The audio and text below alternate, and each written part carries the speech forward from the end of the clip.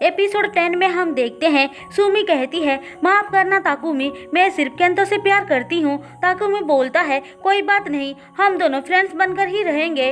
अब केंतो सुमी से मिलने के लिए उसके सिटी में आता है। वो दोनों घूमते हैं और पुरानी बातों को याद करके बहुत मजे करते हैं। फिर केंतो कहता है मेरे पेरेंट्स तुमसे मिलना चाहते हैं। ऐसा बोलकर वो उसे सनफ्लावर्स गिफ्ट करता है और बोलता है मैं प्रॉमिस करता हूँ चाहे कुछ भी हो जाए मैं तुम्हें अकेला नहीं छोड़ूंगा।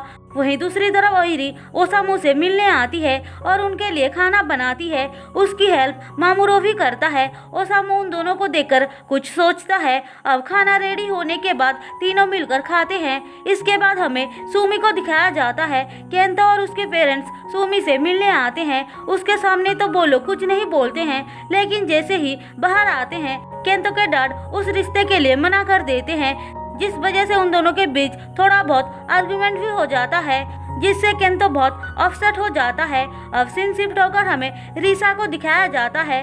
वो और हारुकी हायाकावा से मिलने आए थे। हम देखते हैं हारुकी हायाकावा के साथ बहुत घुल मिल चुका था। वो उसके साथ बहुत खुश दिखाई दे रहा था। वहीं दूसरी तरफ ओसामू ओइरी के पास आता है और ब्रेकअप कर लेता है, जिससे वो बहुत सैड हो जाती है। मामूरो को जब इस बारे में पता चलता है वो ओसामू को बहुत समझाता है, लेकिन उसने तो डिसाइड कर लिया था तो कैसे समझता। वो कहता है तुम अब भी ओइरी से प्यार करते हो ना। मामूरो हाँ बोलता है। मामूरो को ओइरी के लिए बहुत बुरा लगता है, इसीलिए उससे मिलने आता है और उसका मूड ठीक करने का ट्राई करता है, जिसमें वो सफल भी होता है। एरी पूछती है तुम मेरे लिए इतना सब कुछ क्यों कर रहे हो। मामूरो हिम्मत जुटा के बता देता है कि वो उसको पसंद करता है। दूसरी तरफ ओसामू एरी को याद करके रो रहा होता है। उसने ब्रेकअप तो कर लिया था पर उसको भुला नहीं पा रहा था। अब सीन शिफ्ट होकर हमें सुमी को दिखाया जाता है। उसके पास सात्सुकी आती है। वो उसको बताती है कि केंतो के डैड को उनका रिश्ता पसंद नहीं है, इसीलिए केंतो कंपनी छोड़ने का डिसाइड किया है, लेकिन उसने इसके लिए बहुत हार्डवर्क किया है। सात्सुकी इनडायरेक्टली ही यह बोलना चाहती थी कि सुमी केंतो से ब्रेकअप कर ले। फिर अगले दिन ताकुमी कैफे आता है तो देखता है सुमी वहाँ पे नहीं है। वो उसके डैड से पूछता है तो वो कहते हैं सुमी किसी काम से बाहर गई है। फिर वो उसको एक अम्ब्रेला देकर सुमी को लाने के लिए भेजते हैं। ताकुमी तुरंत ही सुमी को ढूंढते हुए उसके पास आता है। वो सुमी का फेस देखकर पूछता है तुम रो रही थी क्या, पर सुमी झूठ बोलती है कि बारिश की पानी के वजह से उसका फेस ऐसा दिख रहा होगा, लेकिन ताकुमी समझ जाता है कि वो झूठ बोल रही है। अब रोड क्रॉस करते टाइम सुमी एक गाड़ी से टकराने जा रही थी कि तभी ताकुमी उसको बचा लेता है, लेकिन वो खुद इंजर्ड हो जाता है। सुमी उसको तुरंत ही हॉस्पिटल लेकर आती है और उसका ख्याल रखने लगती है, इसीलिए केंतो का कॉल को भी रिसीव नहीं कर पाती है। केंतो को उसकी बहुत फिक्र होने लगती है और वो सीधे ही उससे मिलने चला आता है। कैफे में आने के बाद उसे ताकुमी के बारे में पता चलता है तो वो उससे मिलने हॉस्पिटल आता है। हम देखते हैं ताकुमी बहुत परेशान दिखाई दे रहा था।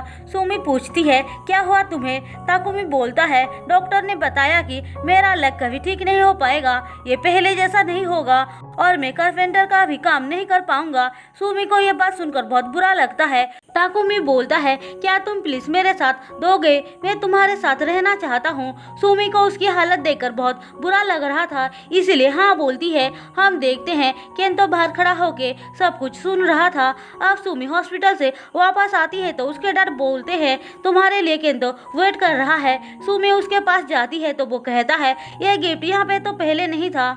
सुमी कहती है ताकुमी ने मुझे दिया है। अब वो उसे ब्रेकअप कर लेती है। केंतो कहता है ये सब ताकुमी के लिए कर रही हो ना, देखो तुम्हारी कोई गलती नहीं है जो कुछ भी हुआ है। सुमी कहती है सब लोग ऐसे ही बोल रहे हैं, लेकिन मैं सिर्फ उसके लिए नहीं कर रही हूँ, हम दोनों की दुनिया बहुत अलग है। केंतो ठीक है बोलकर वहाँ से चला जाता है। उसके जाने के बाद सुमी सब कुछ याद करके रोती है। केंतो का भी सेम ही कंडीशन था।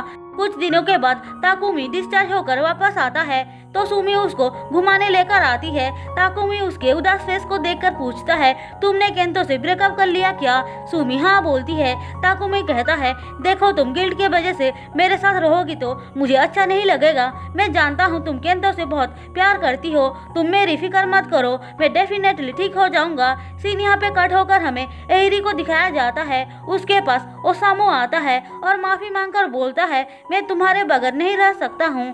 असल में उसे मामूरो ने ही समझाया था कि वो एरी से कितना प्यार करता है। उस स्टूपिड को तो कुछ समझ में नहीं आ रहा था।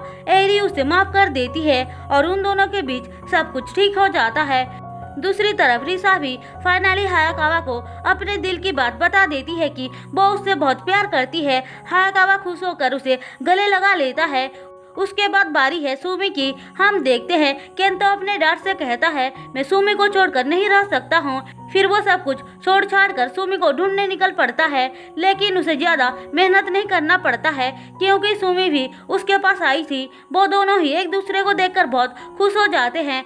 इसके बाद हम देखते हैं मामूरो फाइनली एग्जाम में पास हो गया था और सामू भी उसके लिए बहुत खुश हो जाता है। तीनों लड़कियां उनको देखकर खुशी से हंस रहे होते हैं। अब सुमी केंतो के साथ उस जगह पे आती है जहाँ पे वो दोनों पहली बार मिले थे। वो दोनों पुरानी बातों को याद करने के बाद किस करते हैं। इसी के साथ हमारी इस कहानी की हैप्पी एंडिंग होती है। दोस्तों, अगर आपको मेरी एक्सप्लेनेशन पसंद आई हो तो चैनल को सब्सक्राइब और वीडियो को लाइक जरूर कर देना।